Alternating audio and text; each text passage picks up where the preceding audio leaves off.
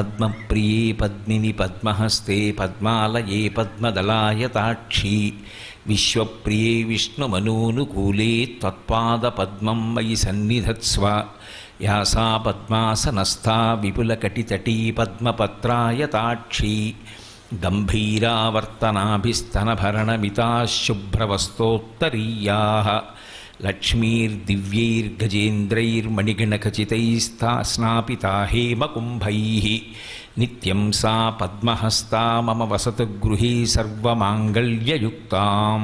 అంతా పద్మ సంబంధమే. పద్మప్రియే పద్మిని పద్మహస్తే పద్మాలయే పద్మదళాయతాక్షి. ఆవిడ చేతుల్లో పద్మాలు పట్టుకుంటుంది, ఆవిడ చేతులు పద్మాల్లో ఉంటాయి, ఆవిడ పాదములు పద్మాల్లో ఉంటాయి, ఆవిడ కూర్చునేది పద్మంలో కూర్చుంటుంది, ఆవిడ శరీరం నుంచి వచ్చేటటువంటి వాసన పద్మంలోంచి వచ్చేటటువంటి వాసన వస్తుంటుంది, పద్మగంధినీం. ఏమిటిదంతా? ఎందుకు ఆవిడికి పద్మానికి అంత సంబంధం చెప్పడం?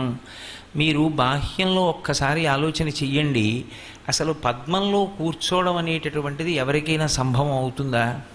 అసలు పద్మంలో కూర్చోవాలి అంటే అది చిన్న పద్మం అయి ఉండాలి. అసలు అందులో కూర్చోవడం, ఆ పద్మం నలిగిపోకుండా ఉండడం బాహ్యంలో సంభవం అవుతుందా? మరి సనాతన ధర్మంలో దేవతలకి సంబంధించిన విషయాల్ని ప్రస్తుతి చేసేటప్పుడు ఇటువంటి రహస్యార్థములతో కూడుకున్న విశేషణాల్ని వాడుతూ ఉంటారు. ఆ పద్మం ఆంతరమునందు శ్రీవిద్యా రహస్యం. ఎందుచేత అంటే ఊర్ధ్వముఖ చలనం చెయ్యాలి అనుకునేటటువంటి వ్యక్తి పద్మములను దాటవలసి ఉంటుంది. మూలాధార చక్రం దగ్గర నుంచి సహస్రారం వరకు ఉండేటటువంటి చక్రములనన్నిటినీ కూడా పద్మాలుగా వర్ణన చేస్తారు. ఈ అన్ని పద్మలలోనూ అమ్మవారే ఉంటుంది. చిట్ట చివరికి సహస్రదళ పద్మస్థ సర్వవర్ణోపశోభిత అని సహస్రారము అనబడేటటువంటి పద్మమునందు కూడా ఆవిడే ఉంటుంది. అందుకే మనిషికి ఉండేటటువంటి రంధ్రములు నిజానికి 11 రంధ్రములు ఉంటాయి. ఇందులో 2 కళ్ళు, 2 ముక్కులు 4, 5 నోరు, అలాగే 2 చెవులు 7, 8 మలద్వారము, 9 మూత్రద్వారము. ఈ 9 కాకుండా 2 రంధ్రాలు ఉంటాయి. ఒక రంధ్రం తల్లి కడుపులోంచి బయటికి రాగానే మూసుకుంటుంది. అది నాభీరంధ్రం అంటారు. నాభి గొట్టం ద్వారా అమ్మ కడుపులో పిండం పడుకున్నన్నాళ్ళు అమ్మ తిన్నటువంటి ఆహారంలో ఉన్నటువంటి సారవంతమైనటువంటి భాగాన్ని పిండం గ్రహిస్తూ ఉంటుంది. బయటికి వచ్చిన తరువాత నాభీబంధం కోసేస్తారు.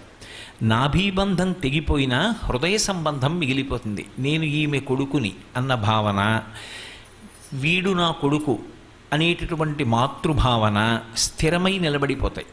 అందుకని 10వ రంధ్రమైనటువంటి నాభీరంధ్రం అమ్మ కడుపులోంచి బయటికి వచ్చినప్పుడు మూసుకుంటుంది. 11వ రంధ్రం మహాభినిష్క్రమణంలో తెరుచుకోవాలి. దాన్ని బ్రహ్మరంధ్రం అంటారు. బ్రహ్మరంధ్రం జోలికి వెళ్ళడం కానీ, బ్రహ్మరంధ్రాన్ని ముట్టుకోవడం కానీ, బ్రహ్మరంధ్రాన్ని తట్టడం కానీ బయట నుంచి చెయ్యరు. దువ్వెన ఇక ముందుకు కదలక ఆగిపోవాలో ఆ ప్రాంతాన్ని బ్రహ్మరంధ్రం అని పిలుస్తారు. అది ఇప్పుడు తెరుచుకోవాలి అంటే పద్మముల గుండా యోగ మార్గంలో జీవుడు పైకి చిట్ట చివరి ఊపిరి ఎందు దీన్ని భేదించుకుని పైకి జ్యోతిస్వరూపంగా వెళ్ళిపోతాడు. అలా వెళ్ళిపోయాడు అంటే పైరంధ్రం తెరుచుకుని వెళ్ళిపోతే ఇక మళ్ళీ శరీరంలోకి రాడు అని గుర్తు యోగశాస్త్రంలో. అది చిట్ట చివరి నిష్క్రమణం. అందుకే స్వామి వివేకానందుడు వంటి మహాత్ములు, భగవాన్ రమణులు, డొక్కా సీతమ్మ గారు, ఇటువంటి వాళ్ళ మహాభినిష్క్రమణం అంతా బ్రహ్మరంధ్రం చిట్లిపోయి జ్యోతిస్వరూపంగా వెళ్ళిపోయారు వాళ్ళు. అలా వెళ్ళిపోయారు అంటే ఇక మళ్ళీ శరీరంలోకి రారు. ఒకసారి శరీరంలోకి వచ్చారు కాబట్టి అదే చిట్ట చివరి మృత్యువు. ఇక మళ్ళీ శరీరంలోకి వచ్చే అవకాశం ఉండదు. ఆ యోగ సంబంధమైనటువంటి రహస్యములను తెలుసుకొని అనుష్ఠానంలో ఆ కుండలినీ శక్తిని కదిపి ఒక్కొక్క పద్మంలోంచి దాటి సహస్రార పద్మంలోకి వెళ్ళి సహస్రార పద్మంలో పరమానందాన్ని అనుభవించి బ్రహ్మరంధ్రాన్ని భేదించి యోగి పైకి వెళ్ళిపోయేటటువంటి స్థితి ఏది ఉంటుందో అది కతిచన చిదానందలహరి అంటారు శంకరాచార్యులు వారు. ఎవరో కోట్ల మందిలో ఎవరో ఒక్కడమ్మా అది అనుభవించగలిగిన వాడు అంటారు. అందుకే అన్ని జన్మలలోకి ఉత్కృష్టమైనటువంటి జన్మైనటువంటి మనుష్య జన్మలో యోగశాస్త్ర సంబంధమైనటువంటి సాధన చేసి పద్మాసనమునందు కూర్చుని ఉండేటటువంటి ఆ తల్లి యొక్క అనుగ్రహము చేత పద్మముల వంటి చక్రములను దాటుతూ వెళ్ళి సహస్రార కమలంలోంచి చిట్ట చివర బ్రహ్మరంధ్రాన్ని భేదించి వెళ్ళగలిగినటువంటి స్థితి యోగికి కలుగుతుంది అంటే అది నిజమైనటువంటి లక్ష్మి. అది ఇంకా పరమోత్కృష్ట స్థితి, మోక్షలక్ష్మి. ఇక మళ్ళీ రాడిక, ఇక అది అక్కడతో విడుదల పొందాడు జీవుడు. ఆ స్థితిని ఇవ్వగలిగినటువంటి తల్లి ఎవరో ఆమె పద్మమునందుంటుంది. అంతేకాదు, పద్మము వికసనమునకు గుర్తు. పద్మం బురదలో పుడుతుంది, పుట్టి మొగ్గ క్రమక్రమంగా సూర్యకిరణములకు విచ్చుకుంటుంది. మీరు ఇంక ఏది తీసుకొచ్చి దాని దగ్గర పెట్టండి, అది విచ్చుకోదు. విచ్చుకోనటువంటి పద్మం ఒక్క సూర్యకిరణ స్పర్శకి విచ్చుకుంటుంది. ఆ విచ్చుకునేటటువంటి ప్రక్రియని వికసనము అంటారు. లక్ష్మీదేవికే కాదు పద్మంతో సంబంధం. మీరు జాగ్రత్తగా ఆలోచిస్తే శ్రీ మహావిష్ణువుకి కూడా పద్మంతో సంబంధం. అందుకే అరినలిన గదా శంఖపాణిర్ముకుంద అని ఆయన చేతిలో పద్మం పట్టుకుంటాడు. విఘ్నేశ్వరుడు పద్మం పట్టుకుంటాడు. అందరూ పద్మం పట్టుకుంటారు. పద్మ సంబంధం ఉంటుంది. విశేషించి లక్ష్మీదేవికి మరీ ఎక్కువ ఉంటుంది. ఏమిటి ఆ పద్మ సంబంధం అంటే, పద్మమునకు 5 లక్షణములు ఉంటాయి. ఇది కొంచెం జాగ్రత్తగా పట్టుకోవలసినటువంటి గంభీరమైన విషయం. శబ్ద, స్పర్శ, రస, రూప, గంధ తన్మాత్రలు అంటారు వీటిని. ఈ 5 దేని యందు ఉంటాయి అంటే పద్మమునందు ఉంటాయి. స్పర్శ, ఎప్పుడైనా ఏదైనా చాలా మృదువుగా ఉంటుంది అంటే ముట్టుకోవాలనిపించేది ఏది అంటే పువ్వు. అలా వెళ్ళిపోతుంటే రంగురంగుల పువ్వులు కనపడ్డాయనుకోండి, ఓ పువ్వుని ఇలా చేత్తో పట్టుకోవాలి అంటే, స్పృశించాలి అంటే ఉత్సాహంగా ఉంటుంది. దాని యందు అంతటి కోమలత్వం ఉంటుంది, అంత అందమైన అమరిక ఉంటుంది.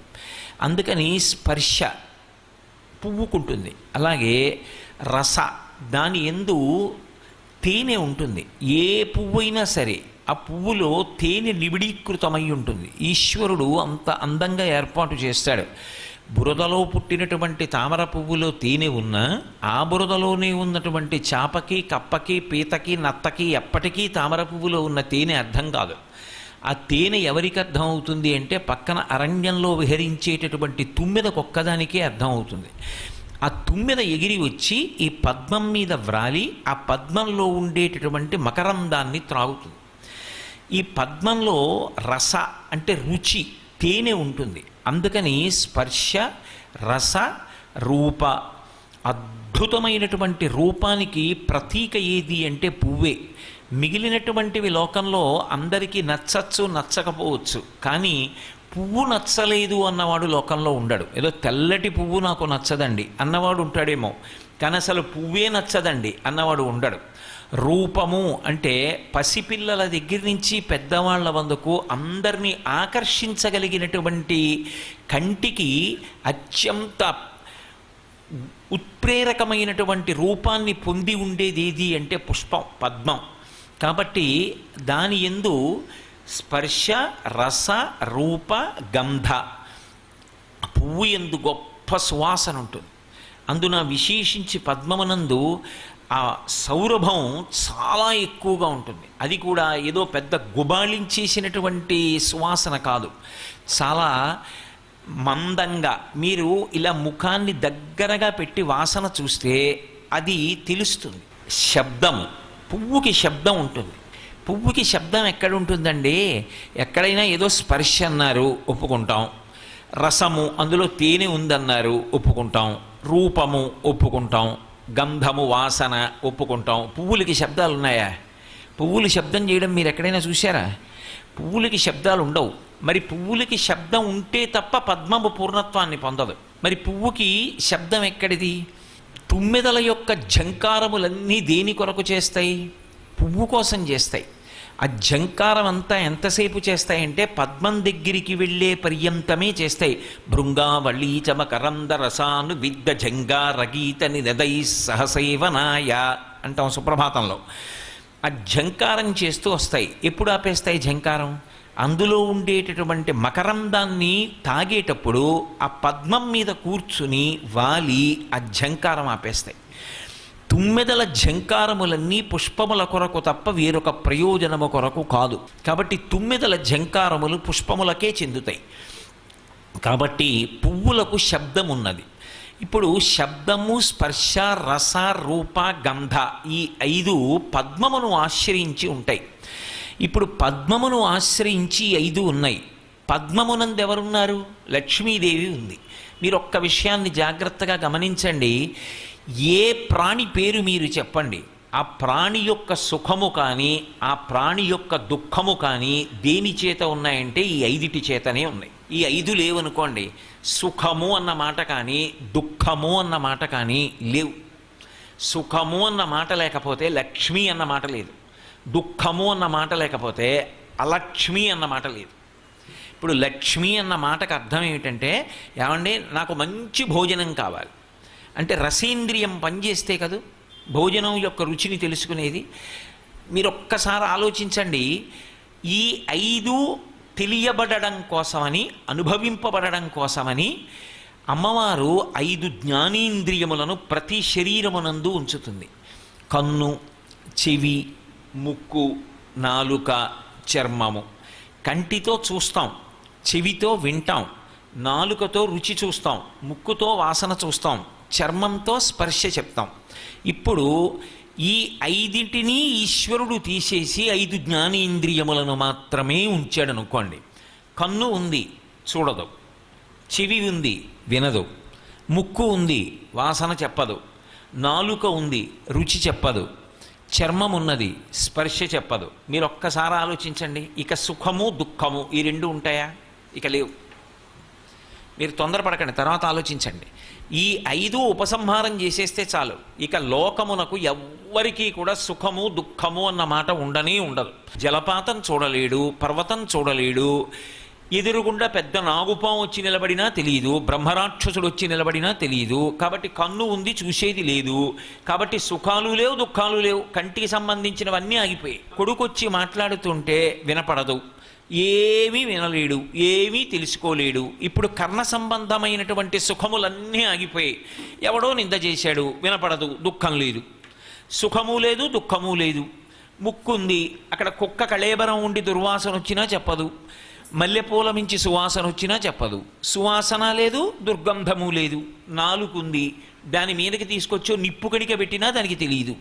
తిరుపతి లడ్డూ తీసుకొచ్చి దాని మీద పెట్టినా దానికి తెలియదు, అది రుచి చెప్పదు. స్పర్శేంద్రియం ఉంది, దీని మీదకొచ్చి ముళ్ళకంప గీరుకున్నా చెప్పదు. భార్య పరమ ప్రేమతో ముట్టుకున్నా చెప్పదు. ఇప్పుడు సుఖము, దుఃఖము ఈ 2 ఎక్కడున్నాయి నాకు చెప్పండి? అసలు లేవు, ఆగిపోతాయి. సుఖము అన్నది ఒకటి ఉందని తెలిస్తే కదా అడగడం. నాకు మంచి భోజనం కావాలి ఎప్పుడు అడుగుతారు? నాలుకకి రుచి చెప్పే శక్తి ఉంటే. నాలుక రుచి చెప్తే నాకు ఈ మధుర పదార్థం కావాలండి, ఇది చాలా కారంగా ఉంది, నాకు వద్దండి అంటారు. అసలు నాలుకలు రుచి చెప్పకపోతే ఇక వండుకు తినడం అన్న సుఖం ఎక్కడుంది లోకంలో? ఈ సుఖము కానీ దుఃఖములు కానీ దేన్ని ఆశ్రయించి ఉన్నాయంటే ఈ 5 జ్ఞానేంద్రియములను ఆశ్రయించి శబ్దస్పర్శ రసరూప గంధములుగా ఉన్నాయి. ఈ 5 కూడా దేన్ని ఎందున్నాయి? పద్మమునందున్నాయి. ఆ పద్మమునందు ఆవిడ కూర్చుంటుందన్న మాటకు అర్థం ఏమిటంటే ఈ లోకమునకు వికసనమును కల్పించి సమస్త ప్రాణుల యందు 5 జ్ఞానేంద్రియముల నుంచి 5 జ్ఞానేంద్రియములకు శబ్దస్పర్శ రసరూప గంధములనేటటువంటి తన్మాత్రలు పెట్టి ఇన్ని సుఖములను అనుభవింపచేస్తున్న తల్లి ఆవిడే. ఇన్ని సుఖాలు ఆవిడ అనుగ్రహం చేత వచ్చాయి. ఇన్ని ప్రాణుల్ని సృజించిన తల్లి ఎవరు అంటే ఆవిడే. ఆవిడ సృజిస్తోంది ఈ ప్రాణులన్నిటినీ కూడా. అందుకే వికసనం అంటారు. వికసనము అంటే క్రమక్రమంగా విచ్చుకుంటుంది, అంతేకాని అకస్మాత్తుగా ఇలా విచ్చుకోదు. ఈ లోకములను ఆవిడ సృష్టించినప్పుడు అలా సృష్టిస్తుంది. అందుకే చేతిలో పద్మం పట్టుకుంటుంది, ఒక్కొక్కసారి మొగ్గ ఉంటుంది. ఏది ఎలా విచ్చుకోవాలో అందులో సృష్టి యందు అయోమయం ఉండదు. ఈ మాట మీరు చాలా జాగ్రత్తగా గుర్తుపెట్టుకోవాలి. అయోమయము అన్న మాట మనుష్యుడు సృష్టించుకున్నాడు తప్ప ఈశ్వరుని యొక్క సృష్టిలో అయోమయమన్న మాటకు తావు లేదు. సమస్య ఇది మనిషి సృష్టించుకున్నాడు. సమస్య ఈశ్వరుడి సృష్టిలోనిది సమస్య కానే కాదు. ఎందుకో తెలుసా? వేదాంతంలో ఒక మాట ఉంది, చిజ్జడ గ్రంథి అంటారు. శరీరములకన్నిటికీ పేరు ఏమిటంటే చిజ్జడ గ్రంథులు. ఒకటి జడం, ఇది తనంత తానుగా జడం, ఇది అలాగే ఉంటుంది. ఇందులోంచి చైతన్యం బయటికి వెళ్ళిపోయింది అనుకోండి, ఈ శరీరం అలాగే ఉంటుంది. కానీ ఇందులో చిత్తు లేదు కాబట్టి ఇది ఇక ఉండడానికి వీలు లేదు ఇంట్లో అని తీసుకెళ్లి కొడుకు అగ్ని సంస్కారం చేసేస్తాడు. చిత్ ఆ చైతన్యము దీనితో కలిసి లోపల ప్రవహిస్తోందనుకోండి, అంతటా తల నుంచి అరికాలు వరకు ఆ చైతన్యం ఆవహించి ఉందనుకోండి, అది లక్ష్మి అంటే. ఆవహించి ఉందనుకోండి, ఇప్పుడు ఆ రెండూ కలిపి గ్రంథి అంటే ముడి, ఈ చిత్తు ఈ జడము కలిస్తే ఏమవుతుందంటే ఇది పనిచేస్తుంది. ఇది పని చేయడం మొదలు పెడితే ఏమవుతుందంటే దీనితో అద్భుతాలు జరుగుతాయి. ఏ అద్భుతాలు జరుగుతాయి అంటారేమో, ఈ శరీరంతో చేసినటువంటి పుణ్యకర్మల యొక్క ఫలితంగా ఇక మళ్ళీ మనుష్య శరీరంలోకి రాకుండా దేవతా శరీరంలోకి వెళ్ళిపోతాడు. స్వర్గలోకంలో దేవతాది పదవులు పొందుతారు. అందుకే శతక్రతుమివాసీనం నాగరాజస్య మూర్ధని అంటారు రామాయణంలో. 100 యజ్ఞములు చేసిన వాడు ఇంద్ర పదవి పొందుతాడు. 100 యజ్ఞములు చేయడానికి శరీరం కావాలా? ఇది ఉంటేనైనా చేయడం. కాబట్టి శరీరం ఉన్నది. శరీరము అని నేను అన్నప్పుడు చిజ్జడ గ్రంథి, చైతన్యము శరీరము రెండూ కలిసి ఉన్నాయి. దేవతా పదవులలోకి వెళ్ళగలడు. ఈ శరీరాన్ని సక్రమంగా వాడలేదు, కేవలంగా తన ప్రయోజనం కొరకు మాత్రమే వాడుకున్నాడు స్వార్థంతో. కొంతకాలం అయ్యాక ఇది పడిపోయింది. కోట్ల జన్మలు తిరియక్కుగా నేల మీద పడిపోతాడు. అంటే భూమికి అడ్డంగా వెన్నుపా ఉండి అడ్డంగానే పెరుగుతుంది తప్ప నిలువుగా పెరగదు. తిరియక్కైపోతాడు. ఇప్పుడు కర్మాధికారం ఉండదు. కాదు, నాకు ఈశ్వర పుణ్యము వద్దు పాపము వద్దు, నీవు ఎలా బ్రతకమని చెప్పావో నేను అలా బ్రతుకుతానంతే. అది దేని కొరకు? నీ ప్రీతి కొరకు. అలాగని ఏ ఫలితం ఆశించడు. నాకు దీని వలన ఏ ఫలితం వద్దు, నేను మీకు చింతపండు ఇచ్చి గిన్నె తోమమన్నాను అనుకోండి, మీరు గిన్నె తోమారు. ఇప్పుడు కొత్తగా మెరుపు తాలేదు, మెరుపుకి అడ్డొచ్చిన మలినం తొలగిపోయింది. కానీ చింతపండు చారు పెట్టుకోవడానికి పనికిరాదు, గిన్నె తోమారు కాబట్టి. కానీ మీరు ఆ చింతపండు చారు పెట్టుకుందామంటే దాంతో గిన్నె తోమకూడదు. మీకు పుణ్యం కావాలి, దానివల్ల కొంత సుఖం ఉత్తర జన్మలలో పొందుదామనుకుంటే ఆ పుణ్యం ఇక చిత్తశుద్ధికి పనికిరాదు. పాత్రశుద్ధికి దాన్ని వాడుకోవాలి అనుకుంటే అది సుఖంగా అనుభవంలోకి వచ్చే అవకాశం. మీకు పుణ్యం కావాలి, దానివల్ల కొంత సుఖం ఉత్తర జన్మలలో పొందుదామనుకుంటే ఆ పుణ్యం ఇక చిత్తశుద్ధికి పనికిరాదు. పాత్రశుద్ధికి దాన్ని వాడుకోవాలి అనుకుంటే అది సుఖంగా అనుభవంలోకి వచ్చే అవకాశం.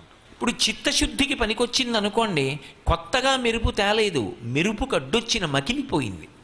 అలా ఈ శరీరంతో చేసినటువంటి పుణ్యకర్మల వలన మాలిన్యాన్ని పోగొట్టుకొని పాత్రత పొంది, పాత్రత వలన జ్ఞానమును పొందితే జ్ఞానము కైవల్యమునకు కారణమయ్యి ఇక పునరావృత్తి రహితమైనటువంటి స్థితికి వెళ్ళిపోతాడు. కాబట్టి ఇప్పుడు ఒక్క మనుష్య ప్రాణి అచిజ్జడ గ్రంథి అయి ఈ జ్ఞానేంద్రియములతో కర్మేంద్రియములతో కలిసి ఇతర ప్రాణులు ఏవి దేవతలు కూడా సాధించలేనివి. ఎందుకంటే దేవతలకి కర్మాధికారం లేదు, దేవతలు యజ్ఞయాగాది క్రతువులు చేయకూడదు. అందుకే క్షిణే పుణ్యే మర్త్యలోకం విశంతి, వాళ్ళ పుణ్యం అయిపోతే మళ్ళీ ఈ లోకంలోకి వచ్చి పడిపోతారు. కానీ మనిషి ఇక మళ్ళీ పుట్టవలసిన అవసరం లేని మోక్షం వరకు వెళ్ళిపోతాడు. ఇది ఆవిడ యొక్క అనుగ్రహం.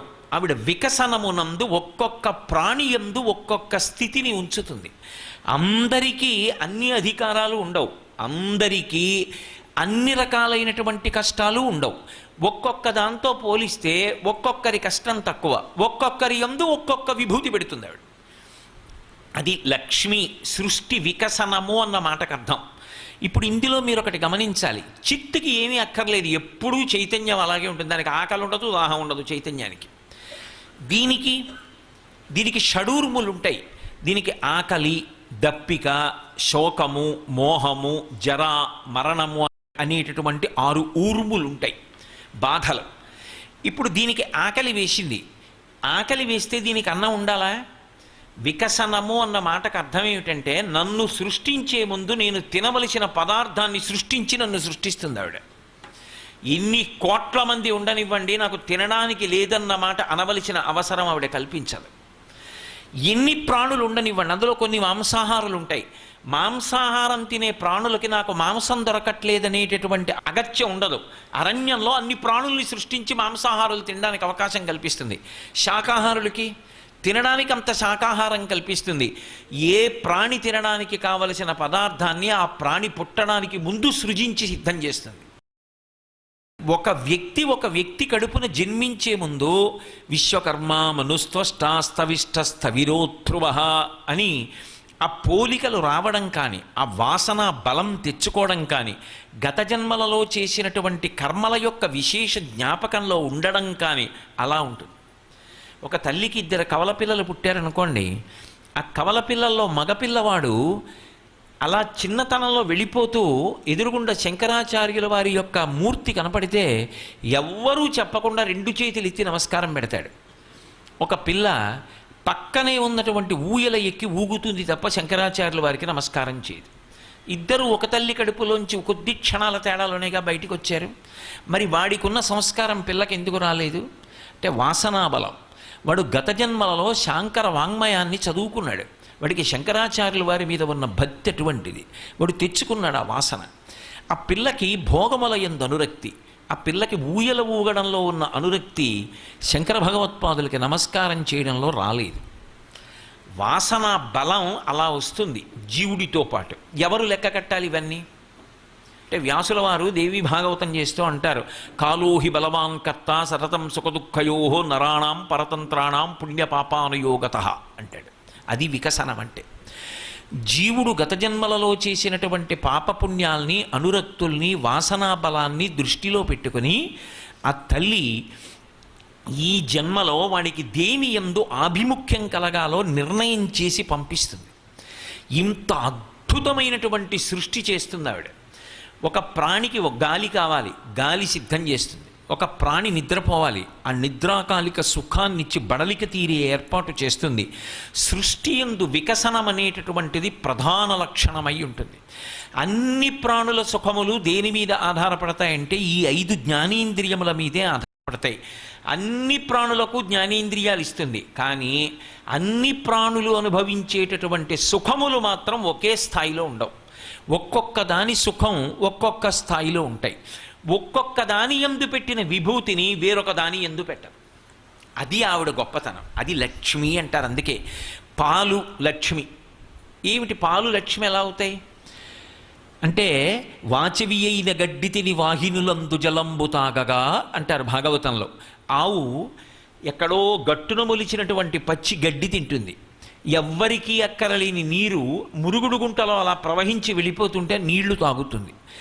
ఎవ్వరికీ అక్కర్లేనటువంటి వాడిన నీరు వెళ్ళిపోతున్నటువంటి కాలవలోని నీరు తాగి పచ్చిగడ్డి తిన్నటువంటి ఆవు గబగబా తిని గడ్డి ముద్ద వెనక్కి తెచ్చుకొని బాగా నవిలి జీర్ణం చేసుకుని సమీకృత ఆహారమైనటువంటి పాలనిస్తోంది. పసిపిల్లవాడు తల్లిపాలు చాలనివాడా పాలు తాగుతున్నాడు. అది పశు శరీరంలోంచి వచ్చినా సరే సన్యాసి కూడా ఆవు పాలు తాగి సత్వగుణాన్ని పొందుతున్నాడు. ఆ ఆవు పాలు పెట్టుకెళ్ళి పరమశివలింగం మీద అభిషేకం చేస్తే ఉత్తమ లోకాలు పొందుతున్నాడు. ఒక ఆవు శరీరంలోంచి ఇంత గొప్ప పాలు వచ్చాయి. ఈ పాలకి ఇన్ని శక్తులు ఎలా వచ్చాయి అంటే పాలయందు లక్ష్మి ఉన్నది. అంటే దాని అర్థం ఆ పాలంత తెల్లగా ఉండాలని, పాలలో అంత సమీకృత ఆహారం కావాలని, ఆ పాల వలన ఇన్ని ప్రయోజనాలు నెరవేరాలని దాని యందు ఆ శక్తిని నిక్షేపిస్తే ఆ తల్లియే ఆ రూపంలో అలా ఉన్నది. అందుకే పాలు లక్ష్మి. పువ్వులలో ఉండేటటువంటి సౌరభం లక్ష్మి. లోకంలో ఎక్కడ ఏ విశేషం కనపడనివ్వండి, అది లక్ష్మీతత్వం అంటాం. అందుకే మీరు చూడండి, చిన్నబుచ్చడం అన్నది వికసనంలో ఉండదు. ఏ ప్రాణి కూడా ఇది ఎందుకు పనికి మాలినది, ఇందులో ఏమీ లేదు అనడానికి మీకు ఎక్కడా ఉండదు. ఒక చేప ఉంది, గాలిలో ఉన్నటువంటి ఆక్సిజన్ని మనం పీలుస్తాం ప్రాణవాయువుని. చేప నీట కరిగిపోయినటువంటి ఆక్సిజన్ని మొప్పలతో తీసుకుంటుంది. మనం భూమి మీద తిరుగుతాం, నీళ్లల్లో పడితే ఈత రాకపోతే ప్రాణం వదిలేస్తాం.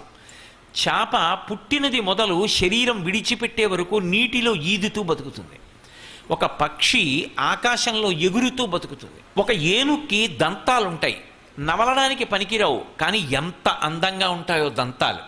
ఒక నెమలి పురివిప్పి నాట్యం ఆడుతుంది. వానాకాలం వచ్చి నల్ల మబ్బు కనపడగానే కారుణ్యామృతవర్షిణం ఘన విపద్గ్రీష్మచ్చిదాకర్మఠం విద్యాసస్యఫలోదయాయ సుమనస్సంసేవ్యమిచ్ఛాకృతిం నృత్యన్ భక్తమయూర్యమద్రినిలయం చించజ్జటామండలం శంభో వాంఛతి నీలకంధర సదాసం త్వమే మనశ్చాతకః అంటారు శంకర భగవత్పాదులు. ఇలా మబ్బు పట్టింది అనేటప్పటికీ మగనెమలి పింఛం విప్పి ఆడుతుంది. ఏది ఆ పింఛం ఏనుక్కుండదు. ఏనుగు దంతాలు నెమలికుండవు. చాపకున్నటువంటి నీటిలో బ్రతకగలిగిన శక్తి బయట ఉన్నటువంటి ఓ కుక్కకుండదు. కుక్కకున్నటువంటి విశ్వాసం, కాపలా కాసేటటువంటి శక్తి గుర్రానికి ఉండదు. గుర్రానికున్న వేగం కుక్కకుండదు. ఓ గాడిద మొయ్యగలిగిన బరువుని గుర్రం మొయ్యలేదు. ఈశ్వరుడు సృష్టిలో ప్రతి ప్రాణి యందు ఒక విభూతి నుంచుతాడు. ఏ ప్రాణి కూడా చిన్నబుచ్చబడదు. ఇది దీనికి పనికి మాలినది, ఇది ఎందుకు పనికిరాదు అన్న మాట లేదు లోకంలో. మీకు ఇది ఎక్కడ కనపడుతుందో తెలుసా? అందుకే లక్ష్మీ తత్వం బాగా తెలిసిన వాడెవరంటే రాముడు. సత్యమేవేశ్వరో లోకే సత్యం పద్మాశ్రితా సదా సత్యమూలాని సర్వాణి సత్యాన్నాస్తి పరమం పదం అంటాడు. ఆవిడ పద్మమును ఆశ్రయించిందంటాడు. అసలు అందుకే రామాయణం మొత్తం మీద 24,000 శ్లోకాల్లో రామచంద్రమూర్తి నోటి వెంట ఎన్నడూ ఎప్పుడు వీడెందుకు పనికొస్తాడు అన్న మాట ఆయన వాడలేదు. ఎవరినైనా కలుపుకుంటాడు. కారణం ఏమిటో తెలుసా? ఈ సృష్టిలో ఏ ప్రాణియందైనా సరే ఒక విభూతిని పెట్టకుండా ఆవిడ పంపదు. మీరు ఏ ప్రాణిని తీసుకోండి, ఆ ప్రాణి యందు ఉన్న ప్రత్యేకమైన విభూతి ఏది ఉన్నదో అదే ఆ ప్రాణి యొక్క లక్ష్మి, అదే దాని యొక్క శోభ. చెయ్యకూడనటువంటి పని చెయ్యక తప్పనిసరి పరిస్థితి వస్తే, తప్పించుకోవడానికి అవకాశం లేకపోతే గరిక ముట్టుకుంటారు గడ్డిపరకని.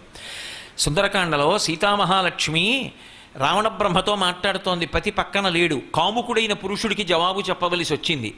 అటు తిరిగి వాడి వంక చూసి మాట్లాడడమే దోషం. అది పోవడానికి తృణమంతరత కృత్వా ప్రత్యువాచ శుచిస్మిత నివర్తయ మనోమత్త స్వజనే క్రియతాం మనః. గడ్డిపరక ముట్టుకున్నప్పుడు మాట్లాడింది మధ్యలో పెట్టి. అంటే ఒక గడ్డిపరకకి అంత శక్తి ఉంది. అది శతమూల శతాంకుర వంశానికి సంకేతం. అందుకే వేదంలో ఓ మాట ఉంది, పిల్లలు లేని వాళ్ళు ప్రత్యేకమైనటువంటి అనువాకాలతో గరిక తీసుకొచ్చి తల మీద పెట్టుకుని కొన్నాళ్ళు స్నానం చేస్తే సంతానం కలుగుతుందని. కాబట్టి అసలు ఈ సృష్టిలో ఇదిగో ఈ ప్రాణి యందు ఒక్క విభూతి కూడా లేదు. ఇది ఏ విభూతి లేని ప్రాణి అన్నది మీకు కనపడదు. ఎలా ఆ మహాశిల్పి అంత గొప్పగా అంత అందంగా ప్రతి ప్రాణిలో అటువంటి ఒక గొప్ప శక్తిని నిబిడీకృతం చేసింది? అది వికసనం. ఆ వికసనము ఈ శబ్దస్పర్శరసరూప గంధములను అన్ని ప్రాణులలో పెట్టిన కారణం చేతనే సుఖదుఖములు ఉన్నాయి. ఈ శరీరం ఉన్నది. ఈ శరీరమునకు ఆకలి వేసింది, ఆరోగ్యం. అన్నం దొరకలేదు, దుఃఖం.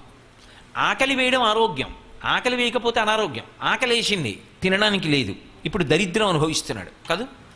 అందుకే లక్ష్మి కన్నా ముందు ఎవరుంటారు అంటే అలక్ష్మి ఉంటుంది అంది శాస్త్రం. అలక్ష్మి అంటే సంసారం.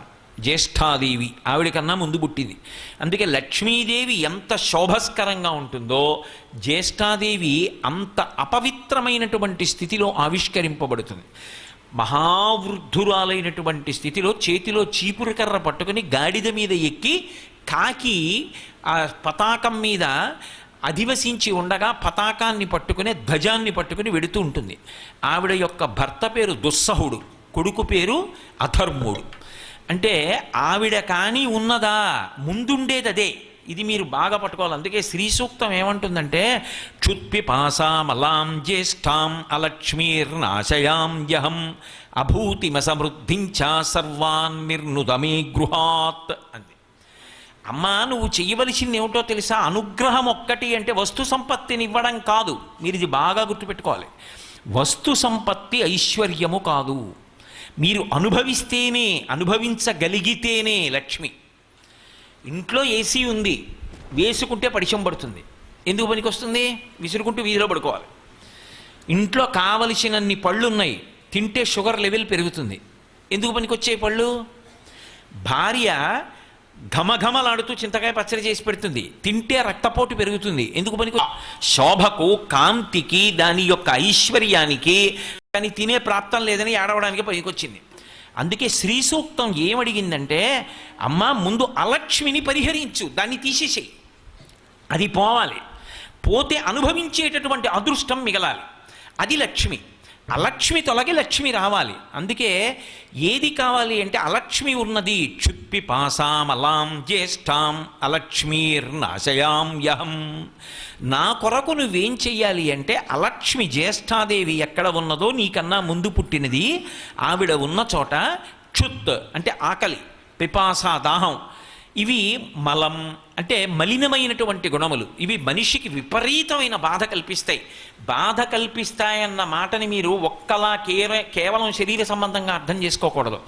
ధర్మము పతనమైపోతుంది. అది అక్కడ పెద్ద ఇబ్బంది. తిరుక్కురళ్ళలో మహానుభావుడు ఆయన చెప్పినట్లుగా అసలు ఎక్కడైతే ఆకలి, ఎక్కడైతే దాహము విపరీతమైపోతాయో ఉత్తర క్షణం ఏది పోతుంది అంటే ధర్మం పోతుంది. విపరీతమైన ఆకలితో ఉన్నాడు ఒకడు, వాడికి ఏమీ దొరకలేదు, ఇక ప్రాణం పోయేటట్టుంది. వాడు ఓర్చడు.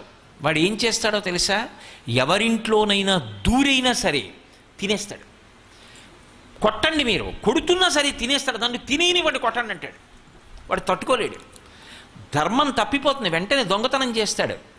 దాహం, నీళ్లు దొరకట్లేదు, ఎక్కడా నీరు దొరకట్లేదు అనుకోండి, ఒకడి దగ్గర నీళ్లు ఉన్నాయి అని తెలిస్తే వాడిని చంపి నీళ్లు తాగడానికైనా వెనకాడరు. అందుకే అలక్ష్మి అన్న మాటకు అర్థం కేవలంగా ఒకడి బాధ అని అర్థం చేసుకోకూడదు. సమాజమునందు పెరిగేటటువంటి అశాంతికి కారణం అది. అంతేకాదు, అసలు ధర్మచక్రం ఆగుతుంది ఇవి దొరకకపోతే. తామ్మావహజాత వేదో లక్ష్మీమనపగామినీం యస్యాం హిరణ్యం ప్రభూతం గావో దాస్యోస్వాన్ విందేయం పురుషానహం. అహం నాకు విందేయం అమ్మ ఈ యస్యాం ఏ లక్ష్మిని నేను కీర్తిస్తున్నానో ఆ లక్ష్మి నాకు ఇవ్వాలి. ఏమివ్వాలి? హిరణ్యం నాకు బంగారం ఇవ్వాలి. అక్కడతో సరిపోతుందా? కాదు. తామ్మావహజాత వేదో లక్ష్మీమనపగామినీం యస్యాం హిరణ్యం విందేయం గాం. గాం అంటే ఆవులు కావాలి. ఎందుకు? ఆవు ఇంట్లో ఉందనుకోండి, ఒక్కసారి నిద్ర లేవగానే ప్రదక్షిణం చేస్తే పరదేవతకి ప్రదక్షిణం చేసినట్టు. కాబట్టి అశ్వం, గుర్రం అన్నమాట వాహనానికి సంకేతం. నేను ఈ భోగాలన్నీ అనుభవించాలి, ఈ సుఖాలన్నీ అనుభవించాలి. పురుషానహం నాకు దాసదాసీజనం కావాలి. విందేయం పురుషానహం అక్కడతో సరిపోతుందా? నువ్వు అనుభవించడానికి ఉంటే సరిపోతుందా? కాదు. అమ్మా నాకు నువ్వు ఇంకా కొన్ని ఇవ్వాలి. ఏమిటో తెలుసా? అశ్వదాయి చ గోదాయి ధనధాయి మహాధనే. నాకు గుర్రములు కావాలి, గోవులు కావాలి. వీటితో సరిపోదు. పుత్ర పౌత్ర ధనం ధాన్యం హస్తశ్వాజ విగోరథం. ప్రజానాం భవసి మాత ఆయుష్మంతం కరోతు మాం. చంద్రాభాం లక్ష్మీమీశానాం సూర్యాభాం శ్రియమీశ్వరీం. అమ్మ నాకు ఇంకా ఏం కావాలో తెలుసా? నాకు పుత్రులు కావాలి, పౌత్రులు కావాలి. కేవలం నేనొక్కడిని అనుభవించడం కాదు, నేను మనసుతో అనుభవించే సుఖాలు కావాలి. ఏమిటవి? ఇదే పుత్ర పౌత్ర ధనం ధాన్యం. నాకు పుత్రులు కావాలి, పౌత్రులు కావాలి, గొర్రెలు కావాలి, మేకలు కావాలి. అడిగారు వేదంలో, శ్రీ సూక్తంలో అడిగారు. అమ్మా నాకు ఇవన్నీ కావాలి, ఇవన్నీ నాకు ఇయ్యి. ఇవన్నీ నాకు ఇవ్వగలిగినటువంటి తల్లి ఎవరు? పద్మప్రియే పద్మిని పద్మహస్తే పద్మాలయే పద్మదలాయతాక్షి విశ్వప్రియే విష్ణు మనోనుకూలే త్వత్పాదపద్మం మయి సన్నిధత్స్వ యాసా పద్మాసనస్తా విపుల కటితటీ పద్మపత్రాయతాక్షి. ఆమె పద్మమునందున్నది. సమస్త సుఖములకు వికసనమునకు నీ సమస్త ఇంద్రియములు పనిచేయడానికి ఆవిడ హేతువయ్యున్నది అని నువ్వు నమ్మి, ఆమె అన్ని అధికారములు పొంది ఉన్నది అని నమ్మి ఒక్క నమస్కారం చెయ్యగలిగితే చాలు, ఆవిడ అనుగ్రహిస్తుంది. అనుగ్రహించి ఇవ్వగలదు. ఇంతకుముందు ఏది లేక బాధపడుతున్నావో అది ఇప్పుడు నీకు ఆ బాధ తీసేసి ఇవ్వాలి అని ఆవిడ అనుకుంటే వెంటనే ఇచ్చేస్తుంది. ఆవిడ అలా అనుకోవడానికి మార్గం ఆవిడ్ని సేవించడమే. ఆవిడ్ని సేవించడం. అందుకే సేవించుట అన్న మాటలో ప్రార్థన. ఆవిడ్ని సేవించడము అంటే ఒక్కొక్కడు కన్నీళ్లతో ఆనంద బాష్పాలతో ఆ తల్లి యొక్క వైభవాన్ని చదువుకుని ఒక్క శ్రీ సూక్తం చాలదండి. నక్రోధో నచ మాత్సర్యం నలోభో నా శుభామతి భవంతి కృత పుణ్యానాం శ్రీ సూక్తం జపేచ్ఛదా. ఒక్క మంత్రం చాలు శ్రీ సూక్తంలోంచి. అది పరమ సంతోషంతో ధ్యానం చేసుకుంటూ దాన్ని స్వరంతో లోపల చేశాడు అనుకోండి. అందుకే అంటారు శ్రీ సూక్తం 15 శ్లోకాలతోటి హోమం చేసినంత మాత్రం చేత కొద్ది రోజులలోనే భగవతి యొక్క అనుగ్రహం కలిగి తీరని కోరిక అన్నది ఉండదు. అది ధర్మబద్ధమైతే అనుగ్రహిస్తుంది ఆవిడ. ఆవిడ దీనివల్లే అనుగ్రహిస్తుంది అని నేను చెప్పడం చాలా కష్టం. అవతల వారి భక్తిని బట్టి వెళ్ళి ఒక్కసారి, అందుకంటారు శంకరులు సకృన్నత్వా నత్వా, నీ మనసు మంచిదైతే ఒక నమస్కారం చాలు. ఆవిడ ఉన్నది అని నమ్మి నువ్వు ఒక్క మాట అనగలిగితే ఆవిడ నీ కోరిక తీర్చడానికి సిద్ధంగా ఉంటుంది. అది ఆవిడ దయ, ఆయన దయ. ఆ కారుణ్యము ఈశ్వరుని యందు లేదనుకోండి, మీరు అసలు పూజ చేసేటప్పుడు ఇలా చెయ్యాలి అని నిర్ధారించడం ఎలా సాధ్యమవుతుంది చెప్పండి. అందుకే పూజయందు తప్ప పూజయందు ఒప్ప అది కాదు. లోపలి మనసుని చూసేవాడెవరు అంటే ఆయన. లోపలి మనసుని చూసేదెవరు అంటే ఆ తల్లి. వాళ్ళు అయ్యో పాపం ఆర్తి పొందుతున్నాడే, నన్ను నమ్ముకున్నాడే, గత జన్మలలో చేసుకున్నటువంటి పాప ఫలితంగా ఈ జన్మలో ఆమె తల్లి కాకూడదు. కానీ ఆమె ఎవరికో చెప్పలేదు.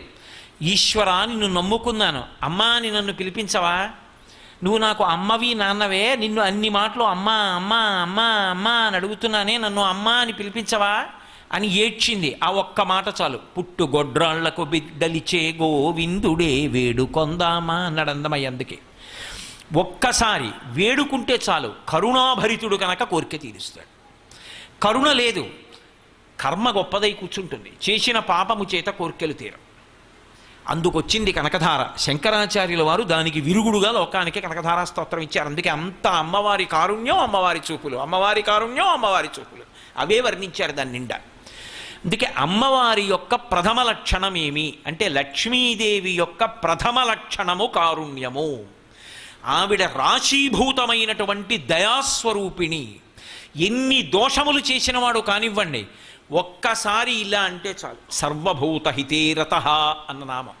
ఆవిడికి ఏం కావాలంటే అందరూ సంతోషంగా ఉండడం కావాలి, అందరి హితాన్ని ఆవిడ కోరుతుంది. కానీ మనం ఎందుకు దుఃఖపడుతున్నాం?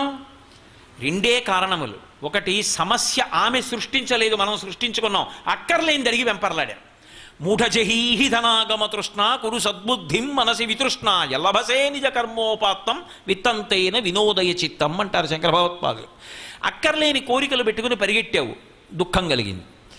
రెండు, నిజంగా నీకు అది ధార్మికమైనటువంటి కోరిక అయి తీరవలసిన అవసరమైతే, ఒకవేళ అది తీరకుండా నువ్వు బాధపడేటట్టుగా నువ్వు గతంలో చేసినటువంటి పాపము ఉన్నా ఇప్పుడు ఆవిడ ఉన్నదని నమ్మి నువ్వు నమస్కరిస్తే పరమకారుణ్యంతో నీ పాపాన్ని తీసి నీకు పుణ్య ఫలితాన్ని ఇవ్వడానికి ఆవిడ సిద్ధంగా ఉన్నది అని చెప్పడమే సర్వభూత హితేరత.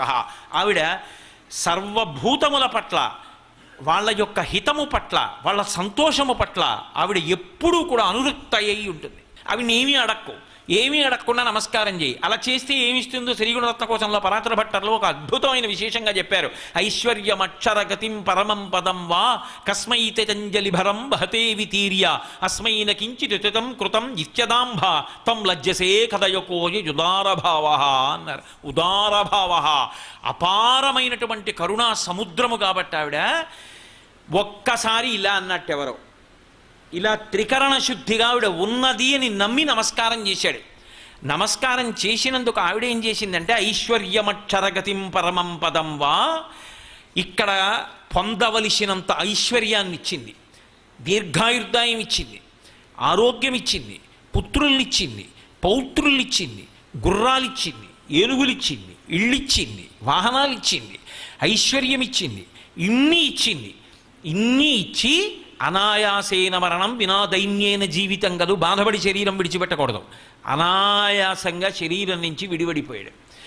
విడిపోయిన తర్వాత అయ్యో వీడి జీవుడు మామూలుగా ప్రయాణం చెయ్యడం ఏమిటని నారాయణుణ్ణి చెయ్యి పట్టుకొని గరుత్మంత వాహనం మీద వచ్చింది. వస్తే నారాయణుడు చెయ్యెత్తి పైకెత్తి గరుత్మంత వాహనం మీద కూర్చోబెట్టుకుని తీసుకెడుతున్నాడు. తీసుకెడుతుంటే ఈయన, స్వామి మీరు కనపడుతున్నారు, అమ్మేది అని అడిగాడు. ఏమయ్యా నువ్వు ఎప్పుడో ఒకసారి ఆవిడ ఉన్నది అని నమ్మి ఇలా అన్నావుట, ఇంత కష్టపడి నమ్మి నువ్వు ఒక్క నమస్కారం చేశావే, ఆవిడేమిచ్చింది నీకు? ఉన్నన్నాళ్ళు ఐశ్వర్యం ఇచ్చింది, పుత్రపౌత్రులు ఇచ్చింది, గుర్రాలు ఇచ్చింది, ఏనుగులు ఇచ్చింది, గొర్రెలు ఇచ్చింది, మేకలు ఇచ్చింది, ఐశ్వర్యం ఇచ్చింది, సంపత్తినిచ్చింది, దీర్ఘాయుర్దాయం ఇచ్చింది, ఆరోగ్యం ఇచ్చింది, చిట్ట చివర అనాయాసంగా శరీరం నుంచి విడిపడిపోయే స్థితిని ఇచ్చింది, నన్ను తీసుకొచ్చింది, చెయ్యి పట్టుకుని పైకి ఎత్తించింది, గరుత్మంత వాహనం మీద ఎక్కించింది. ఇంతకన్నా నేనేమీ చేయలేకపోయానని సిగ్గుపడి ఎర్రని లక్ష్మి మరింత ఎర్రబడి పరదాచాట్ల నించుంది. చూడవయా అంటట తం లజ్జసే కదయకోయు ద్వారభావ. అది ఆవిడ కారుణ్యం. ఎక్కడున్నా ఆవిడ వాత్సల్య స్వరూపిణి. కష్టం వచ్చినప్పుడు ముందు ఆవిడ కాళ్ళు పట్టుకున్నావు, అప్పటికి విరుగుడు లభించింది, ఇక మళ్ళీ రాకుండా పథ్యం. ఎప్పుడూ ఆవిడ కాళ్ళు అట్టుకో, ఎప్పుడూ రాదు, ఆవిడ చూసుకుంటుంది. ఒకవేళ వచ్చినా నువ్వు తట్టుకోలేని కష్టంగా ఇవ్వదు, ఇచ్చినా తట్టుకోగలిగిన శక్తిని ఇస్తుంది. ఇంకెంతకన్నా ఏం కావాలి? ఎక్కడ చూసినా ఆమె పద్మాసనస్తయౌ పద్మావతీదేవి నిజవక్షమందున నిలుపుకొనుచు అంటారు వెంకటేశ్వరుణ్ణి. పద్మావతి ఆవిడ పేరు. పద్మమునందు పద్మాసనస్థయై ఉన్నది ఆమె అన్న మాటకు అర్థం ఏమిటంటే, ఈ సృష్టి వికసనమునకు, శబ్దస్పర్శరసరూప గంధములకు, చిజ్జడ గ్రంథిలో చైతన్య రూపమై జడగ్రంథి పోషణమునకు ఆమె ఆధారమై ఉన్నది. ఇంకొక్క మాట చెప్పాలి అంటే, యథార్థమునకు ఆవిడ గొప్పతనం అంతా ఎక్కడుంది అంటే పిండాండ బ్రహ్మాండ సమన్వయమునందు ఉన్నది. ఇది లక్ష్మి అన్న మాటకు అర్థం. పిండాండము, దీంట్లో పంచభూతాలు ఉంటాయి, పృథివ్యాపస్తేజో వాయురాకాశాలు. బయట బ్రహ్మాండం ఉంటుంది, పృథివ్యాపస్తేజో వాయురాకాశాలు ఉంటాయి. బయట ఉన్నటువంటి పంచభూతాలు ఇందులో ఉన్న పంచభూతాలతో సమన్వయమైతే లక్ష్మీవంతుడు అంటారు.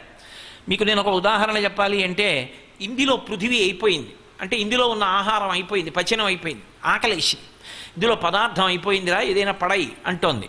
ఇప్పుడు దీంట్లో యాపిల్ పండు పడేయాలి. యాపిల్ పండు ఎక్కడి నుంచి వస్తుంది? పృథివీలోంచి వస్తుంది, పృథివీ వికారం. అందులో ఉన్న యాపిల్ పండు తీసుకొచ్చి ఇందులో పడేశాను.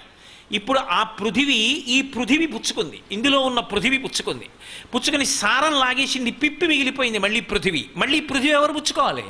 పిప్పిని మళ్ళీ పృథివీ పుచ్చుకుంటుంది. పిండాండ బ్రహ్మాండ సమన్వయం అవుతోందా లేదా? యాపిల్ పండు పిండాండం పుచ్చుకుంది బ్రహ్మాండంలోంచి, మిగిలిపోయిన పిప్పిని మళ్ళీ బ్రహ్మాండం పుచ్చుకుంది.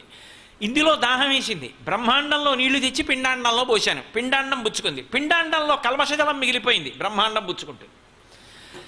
ఇందులో ఊపిరి కావాలి, వాయువు కావాలి, బ్రహ్మాండంలో ఊపిరి పిండాండం పుచ్చుకుంది. పిండాండం పుచ్చుకున్న ఊపిరి కల్మషం అయింది, విడిచిపెట్టినప్పుడు బ్రహ్మాండం పుచ్చుకుంది. పైన ఆకాశం ఉంది, లోపల వ్యవధానం ఉంది, ఖాళీలు ఉండాలి. ఎక్కడ ఉండాలో అక్కడ ఖాళీ ఉండదు. మూసుకుంది అనుకోండి, కొన్ని చోట్ల మూసుకుంటే పక్షవాతం లాంటి వ్యాధులు వస్తాయి. ఆ బ్రహ్మాండము పిండాండము సమన్వయం అవుతూ ఉండాలి, అది లక్ష్మి. ఇప్పుడు నాకు చెప్పండి, వికసనము, పద్మము ఎక్కడుంది? ఆవిడ కూర్చున్నది. ఆవిడ ఎక్కడ లేదు అని అడగండి, అంతే. ఆవిడ ఎక్కడ ఉంది అని అడగండి. ఇప్పుడు మీరు ఎక్కడ ఏ ప్రాణిని ఆ దృష్టికోణంతో చూసినా లక్ష్మియే. అందుకే శ్రీమాన్, అది ఆ తట్టుకోగలిగినటువంటి విభూతిగా, ఆ గొప్ప గుణములుగా ప్రకటనమైనా కూడా శ్రీమాన్. ఒకనాడు కలిసి వచ్చింది, ఏమీ ఉబ్బిపోడు. ఒకనాడు ఏదో బాధ కలిగింది, కుంగిపోడు, శ్రీమాన్. హనుమ చూడండి, మైనాకుడు ఎదురొచ్చాడు, బంగారు పర్వతం, సంతోషపడిపోలేదు. సింహికి వచ్చింది, కుంగిపోలేదు. అప్పుడు శ్రీమాన్, ఇప్పుడు శ్రీమాన్. అది శ్రీమాన్ అంటే. రెండు విషయాలు మీకు తరచుగా లోకంలో వినపడుతుంటాయి లక్ష్మీ వైభవంలో. ఒకటో విషయం ఏమిటంటే, చించెల లక్ష్మి, లక్ష్మీదేవి ఉండదండి, ఒక చోట వెళ్ళిపోతుంది. ఈ మాట తరచుగా వినపడుతుంది. లక్ష్మీదేవి వెళ్ళిపోయే ఆవిడ మాకెందుకండి, వద్దనేవాడు ఉండడం, మాకు కావాలనేవాడు ప్రతివాడు. కానీ భయం ఏమిటంటే ఆవిడ ఉండదండి అంటాడు. రెండోది, లక్ష్మీ సరస్వతి ఓ చోట ఉండరండి, ఇది ఒకటి లోకంలో సాధారణంగా పోకడ. ఈ రెండిటికి సంబంధించి అసలు అది మహాలక్ష్మి వైభవం. ఆ రెండు ఎందుకో తెలుసా? సరస్వతి లక్ష్మి ఒక చోట ఉండరు అని కదా సిద్ధాంతం చెప్తుంటారు. సరస్వతి లక్ష్మి ఒక చోట ఉండరు అంటే మనకున్నటువంటి బలహీనతలే వాళ్ళకున్నాయనుకుని చెప్తారు ఆ మాట. సరస్వతీదేవి లక్ష్మీదేవికి ఏమవుతుంది? బాహ్యంలో బంధుత్వం చూస్తే కోడలవుతుంది. ఎందుకంటే శ్రీమన్నారాయణుడి నాభికమలంలోంచి బ్రహ్మగారు పుట్టాడు, అందుకని లక్ష్మీదేవి కొడుకు.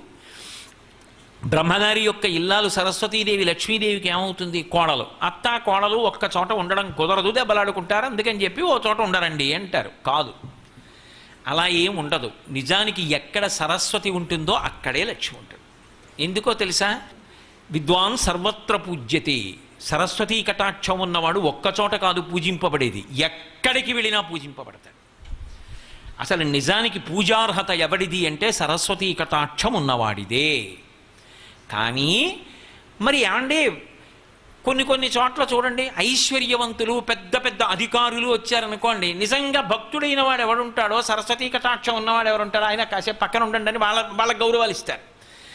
మరి అది దోషం కదా, మరి లక్ష్మీ కటాక్షం ముందు సరస్వతీ కటాక్షం చిన్నబుచ్చుకుంది కదా అంటారు. కాదు, సరస్వతి ఎక్కడ ఉందో అక్కడ వినయం ఉంటుంది. సరస్వతి కోడలైతే అత్తగారిని చూసి పక్కకి ఒదిగి నించోదు, అత్తగారికి గౌరవం ఇచ్చి అత్తయ్య గారు మీరు వెళ్ళండి అందు ముందు, అంతేగాని తగుదనమ్మా అని కోడల ముందు వెళ్ళి అత్తయ్య గారు రండి మెల్లిగా మీరు అంటుందా? అత్తయ్య గారు మీరు వెళ్ళండి నేను వస్తానంటుంది. అందుకే లోకంలో ఎక్కడైనా డబ్బున్న వాళ్ళు ముందు ఎడతారు, చదువుకున్న వాళ్ళు వెనకెడతారు. ఏమిటి దోషం? కాబట్టి అది సరస్వతీ కటాక్షం లక్ష్మీ కటాక్షం కలిసి నడుస్తున్నాయని మీరు గుర్తుపట్టాలి తప్ప అది లక్ష్మీ వైభవం. అత్తగారు గౌరవాన్ని పొందుతోంది, కోడలు వినయాన్ని చూపిస్తోంది అనుకోవాలి తప్ప అక్కడ అంతా గొప్ప వాళ్ళకే పెద్దపీట వేస్తారండి, సామాన్యుల్ని పట్టించుకోరండి అని పనికిమాలిన సిద్ధాంతాలు చెప్పకూడదు. అది సరస్వతి లక్ష్మి కలిసి జీవించే విధానం. అలా లోకంలో అత్తాకోడళ్ళు కూడా ఉండండి అని అన్యాపదేశంగా చెప్పడం. కాబట్టి అసలు సరస్వతి లక్ష్మి కలిసి ఉండదని ఎవరు చెప్పారు మీకు? అలా ఇకపైన ఎవరైనా చెప్తే నమ్మకండి. 2, లక్ష్మి చించెల లక్ష్మి ఒక చోట ఉండదు అంటారు. ఒక చోట ఉండనిది ఆవిడ కాదు, ఆవిడ ఉంటే తట్టుకునే శక్తి మనకుండదు. ఎందుకనో తెలుసా? శంకర భగవత్పాదులు ఈ విషయాన్ని నిర్ధారిస్తారు. మాకురు ధనజన యవ్వన గర్వం హరతి నిమేషత్ కాలసర్వం మాయామయమిదమఖిలం హిత్వా బ్రహ్మపదం త్వం ప్రవిశ విదిత్వా. ఒకానొక నాడు మృష్ణాన్న భోజనం చేశాడు. అన్ని పదార్థాలు శుభ్రంగా అర్ధశేరి బియ్యపు అన్నం తిని బ్రేవుమని తెంచి వెళ్ళి పడుకునేవాడు. అంత అన్నం తిని ఓ మైలు దూరం నడిచి వెళ్ళిపోయేవాడు. చక్కగా ఎంత పని అయినా చేసేవాడు. ఇప్పుడు ఇంత అన్నం తింటాడు. ఏది? ఆవిడ వెళ్ళిపోయింది, వీడికి శక్తి తగ్గిపోయింది. కాలమునందు మెరుపు లక్ష్మి. మెరుపులా అని ఎందుకంటారంటే లక్ష్మీదేవిని అన్ని కాలముల యందు అనుభవించగలిగిన శక్తి నీకుండదు. మీరు చూడండి, శంకర భగవత్పాదులు ఓ మాట అంటారు, యావత్విత్తోపర్జన సక్త స్థావన్ నిజ పరివారో రక్త పశ్చాజ్జీవతి జర్జర దేహే వార్తాకోపిన పృచ్ఛతి గేహే.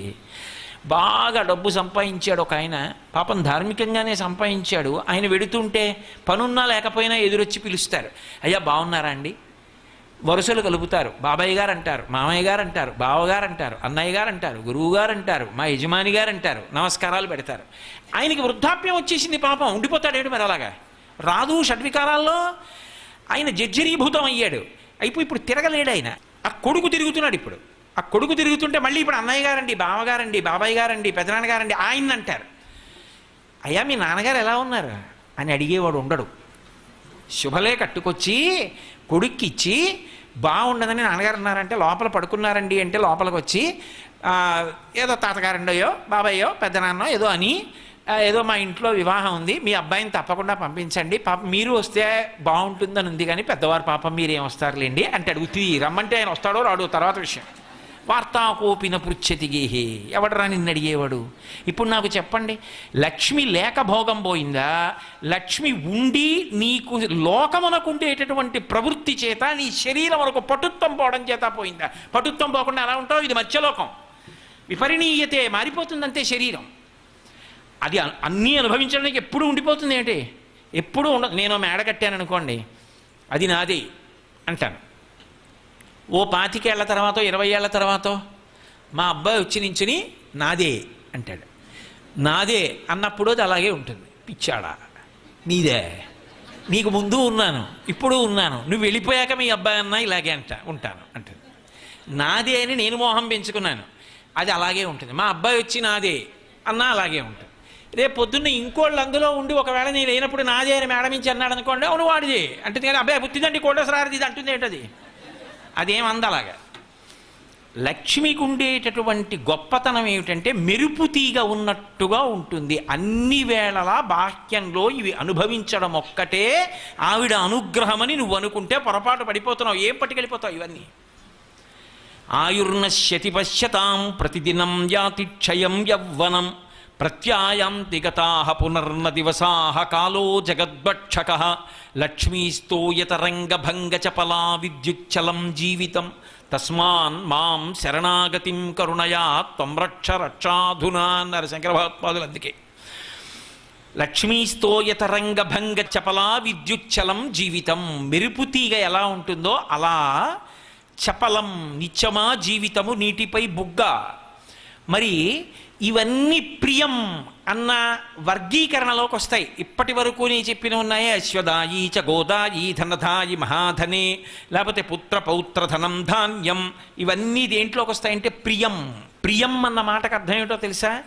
ఈ ఇంద్రియముల చేత, ఈ మనస్సు చేత, ఈ శరీరము చేత అనుభవింపబడి నాకున్నది అని ఒక గొప్ప సంతోషాన్ని పొందుతాడు. అందుకే కదా ఇందాక చెప్పా, ఆయుర్దాయం ఉండాలి, ఆరోగ్యం ఉండాలి, అనుభవించాలి, సంతోషించాలి. బాగుంది, అనుభవించాడు. 100 ఏళ్ళు ఉన్నాడు అనుకోండి, పోని 100 ఏళ్ళు అనుభవించాడు, వెళ్ళిపోయాడు. ఏం పట్టుకెడతాడు? ఏమైనా ఉంటుందా పట్టుకెళ్ళడానికి? ఏమీ ఉండదు. ఇక్కడ వాడు అక్కడ. జీవుడు వెళ్ళిపోతాడు. వచ్చినప్పుడు ఖాళీ చేతులు, వెళ్ళిపోతున్నప్పుడు ఖాళీ చేతులు. మరి ఏమిటి కావాలి ఇంతకన్నా? ఇంకేదో కావాలి కదా. ఏం కావాలి? అది శ్రియం, అది ప్రియం కాదు. ప్రియం అన్నది అనుభవిస్తే ప్రేయస్సు, శ్రియం అనుభవంలోకి వస్తే శ్రేయస్సు. అందుకే లక్ష్మీదేవి విషయంలో శ్రియై నమః అనో నామం ఉంటుంది. శ్రియై నమః అన్న మాటకు అర్థం ఏమిటంటే, అమ్మా ఇక్కడ భోగాలు అనుభవించడం ఒక్కటి దగ్గర నన్ను పరిమితము చెయ్యవద్దు, నన్ను శ్రియం అంటే శ్రేయస్సు వైపు నడిపించు. శ్రేయస్సు అన్న మాటకు అర్థం ఏమిటంటే ఆత్మను కాపాడుకొనుట, ఉద్ధరణ పొందుటకు కావలసినటువంటి పనులు చెయ్యాలి. ఏం చెయ్యాలి? ఇదే అంతర్లీన రహస్యంగా చెప్తారు. శ్రీ సూక్తంలో చూడండి, ఓ మాట చెప్తారు. ఏదో అమ్మవారు వస్తోందనుకోండి, ఆవిడ లక్ష్మీదేవి. ఆవిడ వస్తే ఎలా ఉంటుంది? అశ్వపూర్వాం రథమధ్యాం హస్తినాద ప్రబోధినీం. ఆవిడ వస్తుంటే ముందు గుర్రాలు ఎడుతుంటాయి, మధ్యలో రథం వెడుతుంటుంది, అందులో ఆవిడ ఉంటుంది, వెనక ఏనుగులు వస్తుంటాయి, అవి పెద్ద ఘీంకారం చేస్తుంటాయి. అలా అమ్మా నువ్వు వస్తావు. అమ్మా నువ్వు అలా వస్తావే, వచ్చి నన్ను ఆవహించాలి. అక్కడ వరకే కాదు దాని అర్థం. అక్కడ వరకే అయితే ఆవిడ ఎలా వస్తుందో చెప్పడం వరకే చెప్పినట్టు కాదు, అందులో ఒక రహస్యార్థం ఉంటుంది. అశ్వపూర్వాం, ముందుకి గుర్రాలున్నాయి. ఏమిటవి? ముందుకున్న జ్ఞానేంద్రియాలు. ఈ కన్ను ముందుకు చూస్తుంది, ఈ చెవి బయట నుంచి వచ్చినవి వింటుంది, ఈ ముక్కు బయట నుంచి వచ్చింది వాసన చూస్తుంది, నాలుక బయట నుంచి వచ్చింది రుచి చూస్తుంది, చర్మం బయట నుంచి వచ్చింది రుచి చెప్తుంది. ఎన్నాళ్ళు? దీంతో చిత్తున్నన్నాళ్ళు. తర్వాత జీవుడు ఏమైపోతాడు? అశ్వపూర్వాం, ఇంద్రియములు ముందుకున్నాయి. రథమధ్యాం, జీవుడు ఇందులో ఈ శరీరం అన్న రథంలో ఉన్నాడు. వెనక హస్తినాద ప్రబోధినీం, నా వెనక ఓ పెద్ద ఏనుగు ఘీంకారం చేస్తోంది. ఏమిటది? అహంకారం. అందుకే ఎక్కడ క్రోధాన్ని అహంకారాన్ని చెప్పినా ఏనుగుతో చెప్తారు. ఎందుకంటే ఏనుగు కన్నా పెద్ద శరీరము లేదు, ఏనుగు కన్నా భూమి మీద పైకి ఎగరగలిగిన ప్రాణి లేదు.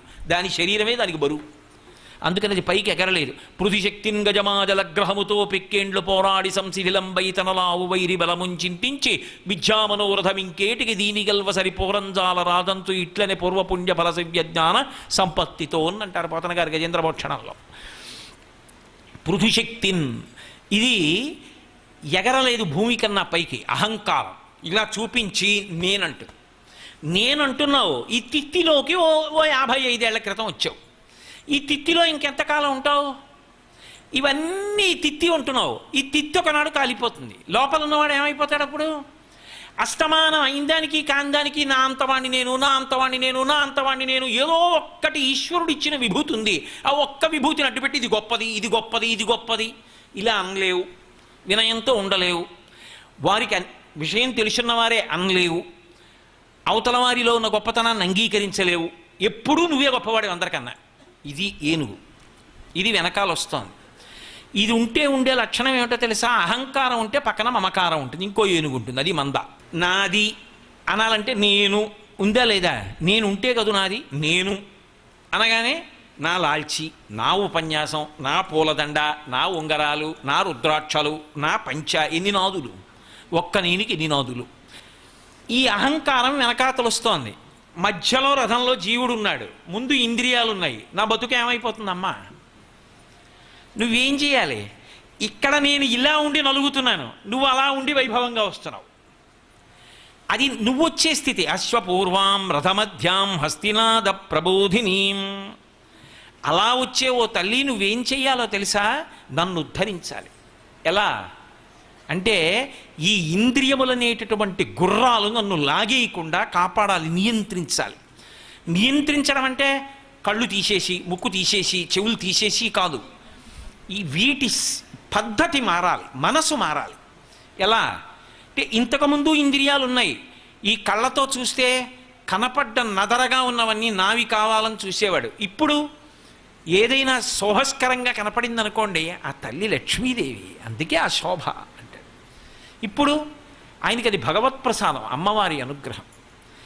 అలా చూడగలిగిన స్థితి కావాలి. అందుకే కమలాక్షు నర్చించు కర్రములు కర్రములు శ్రీనాథు వర్ణించు జిహ్వ జిహ్వ సురరక్షకుని చూచు చుట్కులు చుట్కులు శేషసాయికి మృక్కు శిరము శిరము విష్ణునాకర్ణించు వీనులు వీనులు మధువైరిద విలిన మనము మనము భగవంతు బలగును పదములు పదములు పురుషోత్తముని మీది బుద్ధి బుద్ధి దేవదేవుని చింతించు దినము దినము చక్రహస్తుని ప్రకటించు చదువు చదువు కుంభినీదవు చెప్పెడి గురుడు గురుడు తండ్రి హరిజేరుమని ఎడి తండ్రి తండ్రి. అప్పుడు ఇంద్రియాలున్నాయి, ఇప్పుడు ఇంద్రియాలున్నాయి. అప్పుడు ఇంద్రియాలు విచ్చలవిడిగా లాగేసాయి. ఇప్పుడు ఇంద్రియాలు ఈశ్వరాభిముఖ్యాన్ని పొందాయి మనసుతో కలిసి. ఇంతకుముందు చూసిన ప్రతి దాంట్లో ఆ శోభని చూసి నాది కావాలనేవాడు. ఇప్పుడు తన కంటి ముందు కనపడిన శోభ ఆ లక్ష్మీదేవిది, అమ్మవారు మహాతల్లి అంటున్నాడు. పాలు అని పూర్వం ఇలా ఎడంచేత్తో తీసి అలా పెట్టేవాడు. ఇప్పుడు ఆ పదార్థాన్ని సృష్టించింది లక్ష్మి, మహాతల్లి. తల్లి లేని పిల్లాడి ఆకలి తీర్చగలదు ఆ తల్లి ఇందులో ఉంది. కుడి చేత్తో ముందు ముట్టుకుని తీసి గిన్నె పక్కన పెడుతున్నాడు. పువ్వు, ఆ పువ్వు ఆ తల్లి లక్ష్మీదేవి. ఇప్పుడు ఎడం చేత్తో ముట్టుకోవట్లేదు, కుడి చేత్తో ఎంతో సౌకుమార్యంగా తీసి పక్కన పెడుతున్నాడు. ఏది మారింది? చూపు అదే, లోచూపు మారింది. ఈ లోచూపు మారితే అది లక్ష్మీ కటాక్షం. ఇప్పుడు శ్రీ అయి నమః, ఆవిడ శ్రేయస్సు వైపుగా నడిపిస్తోంది. అలజడులు ఆగిపోయాయి లోపల. ఇంతకుముందు నేను నాది, ఇప్పుడు వాడు వాడిది. వాడికి తెలుసండి, నాకు ఎప్పుడు ఏం కావాలో వాడికి తెలుసు. ఇంతకుముందు నాకండి ఏదైనా పెట్టాలని ఎంతమంది ఎదురు చూస్తుంటారో తెలుసా, ఇలా తీసుకొచ్చి ఇస్తూ ఉంటారు నాకు అనేవాడు. ఇప్పుడు అలా అనడు. ఆ తల్లికి తెలుసు, వీడి చేత 4 పళ్ళు దానం చేయిద్దామని నేను ఎలాగో రూపాయి ఖర్చు పెట్టి కొనని, వచ్చిన వాళ్ళందరూ పళ్ళు పచ్చుకొచ్చి అక్కడ పెడితే ఆ వచ్చిన పళ్ళైనా కనీసం వీడితో దానం చేయిద్దామని అమ్మవారు నన్ను 2 రకాలుగా అనుగ్రహించింది. ఒకటి, వీడికి పళ్ళు బాగా రావడానికి ఏం చేస్తే వీడికి పళ్ళు పట్టుకొచ్చిస్తారో దానిగా వీడిని చేస్తాను. 2, వీడికి పళ్ళు వస్తే వీడు తినేస్తాడు, అందుకని మధుమేహం పెడతాను, తినకుండా నలుగురికి పెట్టుకుంటాడు, ఉత్తర జన్మల్లో కాపాడతాను ఈ ఫలం అడ్డుపెట్టి. ఇప్పుడు వాడికి మధుమేహం ప్రసాదం, లక్ష్మీదేవి అనుగ్రహం. అమ్మా నువ్వు ఇది పెట్టకపోతే తినేసి ఉండేవాడిని సుమా, నువ్వు ఇది పెట్టావు కాబట్టి ఇదిగో ఈ పండు ఇంకొకరికి దానం చేస్తున్నాను, పరిపూర్ణ హృదయంతో ఇస్తున్నానమ్మా. ఇప్పుడు ఏది శ్రియం కాదు చెప్పండి నాకు? ఈ మార్పు ఆవిడ ఇవ్వాలి, అది శాశ్వతం. దాని వలన ఉత్తమగతుల వైపుకి వెడతాడు. లేకపోతే ఆవిడ కాదు చించల లక్ష్మి, దానిని ఎప్పుడూ అనుభవించగలిగిన సమర్థత మర్త్యలోకమునందుండేటటువంటి మనుష్య ప్రాణికి ఉండదు. ఈ లోకంలోకి వచ్చాడు అంటే ఖచ్చితంగా 2 లక్షణములు పొంది ఉండాలి. ఒకటి, ఏ శరీరంతో వచ్చాడో ఆ శరీరాన్ని భూమికి అప్పజెప్పి వెళ్ళిపోవాలి తప్ప నేను ఈ శరీరంతో వెడతానండి అని అడిగితే కుదరదు. ఈ లోకంలో ఎంత గొప్పవారు కానివ్వండి, కామకోటి పీఠాధిపత్యం వహించిన అపరశంకరులు చంద్రశేఖరేంద్ర సరస్వతి మహాస్వామి వారైనా సరే, శృంగగిరి పీఠాధిపత్యం వహించిన భారతీ తీర్థ మహాస్వామి జీవన్ముక్తులైనా సరే శరీరాన్ని విడిచిపెట్టి వెళ్ళిపోవలసిందే. శరీరం తీసుకెళ్ళడానికి వీల్లేదు. 2, షడ్వికారములు పొందవలసింది. 6 వికారములు ఉంటాయి. కాలంలో ఎప్పుడూ ఉన్నది కాదు, ఒకప్పుడు వచ్చింది. పుట్టినది భవతి అంటారు సంస్కృతంలో. పుట్టినది పుడుతూనే గిట్టి పుట్టకూడదు, పుట్టి ఉండాలి. ఉన్నది, ఉన్నది పెరిగినది. ఏదో మా అమ్మ కడుపులోంచి నేను వచ్చినప్పుడు కొద్ది చెయ్యి అంత ఉన్నానేమో, ఆ తర్వాత ఇప్పుడు 6 అడుగులు అయ్యాను. పెరిగినది, పెరిగినది మార్పు చెందినది. జుట్టు తెల్లబడిపోతోంది, శరీరం మీద ముడతలు వస్తాయి, సంధిబంధములు బలహీనపడిపోతాయి, కంటికి కళ్ళజోడు వచ్చింది, ఇలా మార్పు చెందిపోతోంది. మార్పు చెందినది, తరిగినది, మళ్ళీ ఇంత బలంతో పుంజుకున్న శరీరం దహ్యమానమైపోతుంది. అంటే పెరిగితే శరీరం అంటారు 50 ఏళ్ల వరకు, 50 తర్వాత దేహం అంటారు. అంటే దహ్యమానము, కాలిపోవడానికి సిద్ధపడిపోతూ ఉంటుంది, అందుకుని కుంచుకుపోతుంది. చూడండి, పిట్టంత అయిపోయారండి ఆయన. ఇప్పుడు ఏమిటో అంత ఉండేవారా, ఇప్పుడు ఎంత ఉన్నారో చూసారా, పిట్టంత అయిపోయారంటారు. చిన్న మనుషులు అయిపోతాడు మళ్ళీ. తరిగినది, ఆ తర్వాత ఏదో ఒకనాడు గోడ మీద ఫోటో అయిపోయినది, అంటే ఆ శరీరము నశించిపోయినది, వెళ్ళిపోయింది. ఏం మిగిలింది అంటే ఆయన చిత్రపటం ఒకటి మిగులుతుంది. గుర్తుపెట్టుకునే కృతజ్ఞుడు ఉంటే నమస్కారం పెడతాడు, లేకపోతే ఎందుకండి ఇది ఇక్కడ అనేవాడు రావచ్చు, చెప్పలేం. కాబట్టి 6 వికారములు ఇక్కడ ఉన్న ప్రతి ప్రాణికి ఉంటాయి. ఈ షడ్వికారములు ఉన్నప్పుడు నువ్వు ఎలా అనుభవిస్తావు శాశ్వతంగా? ఆవిడ చెంచలక్ష్మి, ఆవిడ కాదు. ఒకటి, గుణసంపత్తి లేకపోతే వీడి దగ్గర ఉంటే ఇంకా వీడు పాడైపోతాడు, అహంకారం ఎక్కువైపోతుందని వెళ్ళిపోతుంది. 2, అన్ని వేళలా నీవు అవి అనుభవించడానికి నీ శరీరమునకు పటుత్వం ఉండదు, మనసుకి పటుత్వం ఉండదు, జ్ఞాపకమే ఉండదు. జ్ఞాపక శక్తి క్షీణించిపోతుంది. ఆ వస్తువు ఉన్నది అన్న విషయం కూడా జ్ఞాపకంలో ఉండదు. అప్పుడు నీకు ఉన్నా మాత్రం ఉందని గుర్తు ఎలా ఉంది, అలా అనుభవిస్తావు. పోయిందా భోగం? మాకురు ధనజన యవ్వన గర్వం హరతి నిమేషత్ కాలసర్వం మాయామయమిదమఖిలం హిత్వా బ్రహ్మపదం త్వం ప్రవిశ విదిత్వా. అందుకని బ్రహ్మపదాన్ని ప్రవేశించు. ప్రవేశించడానికి శ్రియం కావాలి, అది ఇవ్వాలి ఆవిడ. అది అనపగామిని. అనపగామిని అంటే విష్ణువుతో కలిసి ఉన్నది అన్న ఒక్క అర్థమే రాదు అక్కడ. అపగామిని అంటే పక్కకి వెళ్ళునది అని ఒక అర్థం. అనపగామిని పక్కకి వెళ్లకుండా చూడగలిగినది అని ఒక అర్థం. ఇప్పుడు నాకు చెప్పండి, బాహ్యంలో కేవలం ఐశ్వర్యం ఒక్కదాని దగ్గరే ఆగిందా అమ్మవారి అనుగ్రహం? శ్రియం అంటే శ్రేయో మార్గంలో నడిపించి భగవంతుడి వైపు కూడా నడిపిస్తుందా అంటే నడిపిస్తుంది. ఇది ఎలా ఉంటుందో తెలుసా?